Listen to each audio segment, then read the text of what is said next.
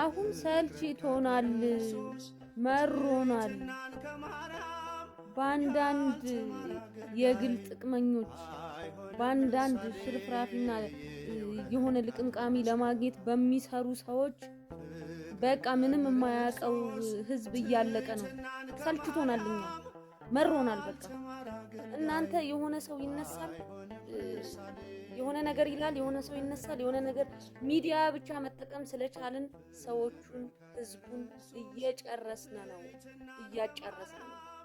ይህን ለኦርቶዶክስ እምነት ለአንዳንድ ኦርቶዶክስ እምነት ተከታዮችና ለአንዳንድ የሙስሊም እምነት ተከታዮች ሼር አድርጋችሁ አድርሱልኝ።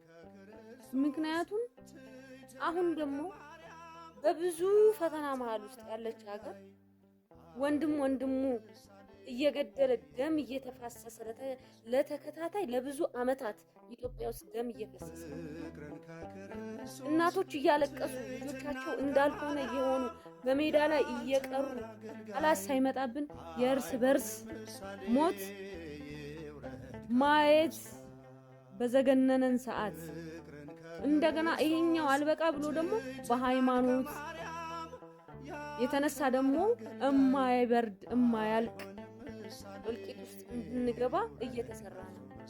አውቃችሁትም ይሁን ሳታውቁ አንድ ሰው ተነስቶ ከዛኛውም አንድ ሰው ከዚህኛውም አንድ ሰው በሚወረውረው ቃላት በሚወረውረው ደም አፋሳሽ ቅስቀሳ አሁንም ብናልቅ እባካችሁን አስተውሉ።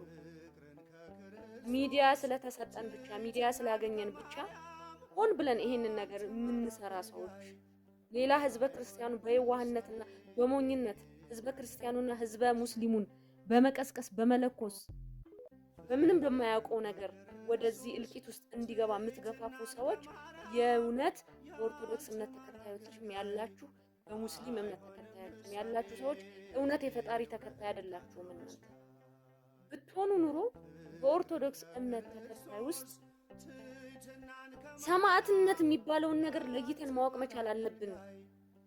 ሐዋርያቶች ሰይፍ ሲያርፍባቸው የነበሩ ብዙ ሰማዕታት ደማቸውን ሲያፈሱ የነበሩ ኢየሱስ ክርስቶስ የሚባለውን አምላክ ለምን ተከተላችሁ ለምን ሰበካችሁ ተብለው እንጂ የሌላን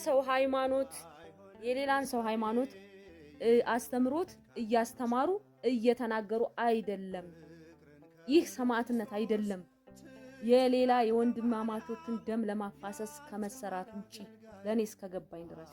ምክንያቱም ሰማዕትነት የሚባለው ነገር በኦርቶዶክስ እምነት ውስጥ በአስተምሮት ውስጥ የሚገባኝ ለኔ ክርስትና ለምን ተከተላችሁ በሚል ነው። ብዙዎች ሰማዕትነትን ደማቸውን ያፈሰሱ እንጂ ሂደው እንዳልኩት የሌላን ሰው ሃይማኖት እየቆሰቆሱ እንዲህ ነው የሚማሩ እንዲህ ነው የሚያደርጉ እያሉ በመናገር አይደለም። መቼ ጨረስነው እኛ ኢየሱስ ክርስቶስን ሰብከን? አንድ የሆነ አእምሮ የታመመ ሰው ለኔ አእምሮ የታመመ ሰው ነው የአንዱን ሃይማኖት የሚሰድብ የዛኛውንም ሃይማኖት አስተምሮት አንስቶ የሚሳደብ ሰው አእምሮ የታመመ ሰው ተነስቶ ስለተናገረ እኛ ስለሌላ ሰው ሃይማኖት ውስጥ ገብተን የምናስተምርበት መቼ የኛን የኦርቶዶክስ እምነት ሃይማኖትን ሰብከን ሚስጥሩን አመስጥረን መቼ ለልጆቻችን አስተምረን ጨርሰን ነው? መቼ ለእምነቱ ተከታዮች ምዕመናን ጨርሰን ነው አስተምረን? መቼ ጨረስን? መቼ አሳወቅን? የሚያልቅ እኮ አይደለም። ብዙ ዕውቀት፣ ምርምር፣ ብዙ ጥበብ የሚያስፈልጋትን ትልቅ የገነት ደጅ መግቢያ ሃይማኖት ይዘን ይህንን እኮ በትክክለኛው መንገድ አባቶች ልጆቻቸውን ግልገሎችን ጠብቁ በጎችን ጠብቁ እየተባለ የተሰጣቸውን ኃላፊነት አብዛኞቹ አባቶች ቢወጡ ኑሮ እኮ ከኦርቶዶክስ ሃይማኖት እምነት የሚቀይር አልነበረም። ነገር ግን የኛን ሳንጨርስ የሚያጫርስ ነገር የሚያጋድል ነገር የሌላ ሰው ሃይማኖት ሂደን እንሰብካለን። ሁለት ነገር ልናገር። ኢየሱስ ክርስቶስ በሚያዝበት በዛ በወታደሮች በሚያዝበት ሰዓት በዛ ማታ በዛ ምሽት ምንድነው የተደረገው? ሰገባውን አንስቶ ጴጥሮስ አንዱን ወታደር ጆሮ ሲቆርጠው ምንድነው ያለው ኢየሱስ ክርስቶስ? መልሶ ወደ ነበረበት ነው የወታደሩን ጆሮ የመለሰው ያዳነው። ኢየሱስ ክርስቶስ በቃል ነው ምድርን የፈጠራት፣ ሰማይንም ምድርንም በቃሉ ነው ያጸናው።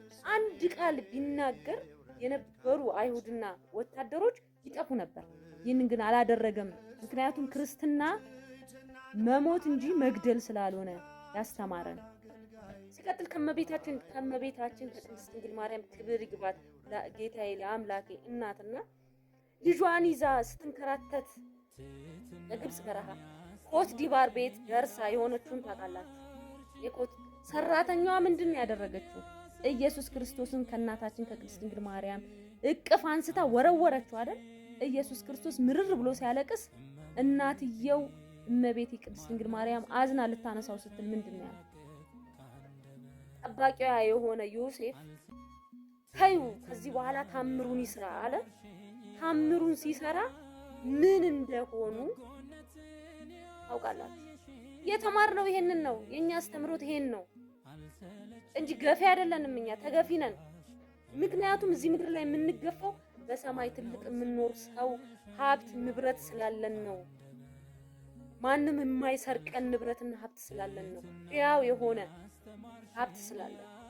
ስለዚህ አንዱ ካንዱ እንዲጋደል እንዲጨረስ የምንሰራው ስራ እያወቅንም ይሁን ሳናውቅ የምናረገው ነገር ተገቢ አይደለም፣ መቆም አለበት። እኛ ስለምናመልከው ስለምንከተለው ሃይማኖት ጠንቅቀን እናውቃለን። በአሸዋ ላይ የተመሰረተን አይደለንም። ማንም ተነስቶ የፈለገውን ነገር ቢናገር እኛ የኛን የሚናገረው እኛ የምናመልከውን ኢየሱስ ክርስቶስ አይደለም። ምናልባት ሐሰተኛውን ኢየሱስ ክርስቶስ ሊሆን ይችላል። ለኛ ብለን ማሰብ ያለብን ኢየሱስ ክርስቶስ ማን እንደሆነ እናውቀዋለን፣ አምላክ እንደሆነ እናውቃለን። ይሄንን ካወቅን ደግሞ ለምን የሌላ ሰው ሃይማኖት ሂደን እንደዚህ ነው አስተምሮታችሁ እንደዚህ ነው እንላለን? በቃ ሰው በገባው ልክ ይሄ ያዋጣኛል፣ ያድነኛል፣ ያጸድቀኛል ብሎ የሚከተለውን እምነት እየተከተለ ነው። እኛ ምን አገባን? ስለራሳችን ሃይማኖት ነው ጤነኞች ከሆነን ስለራሳችን ሃይማኖት ነው ማስተማር ያለብን። ይሄንን ያረጋችሁ አድርሱ። የሚመጣው እልቂት ይበቃናል። እስካሁን ያለው ይበቃናል። እናቶች እያለቀሱ ነው። እባካችሁ ይበቃናል።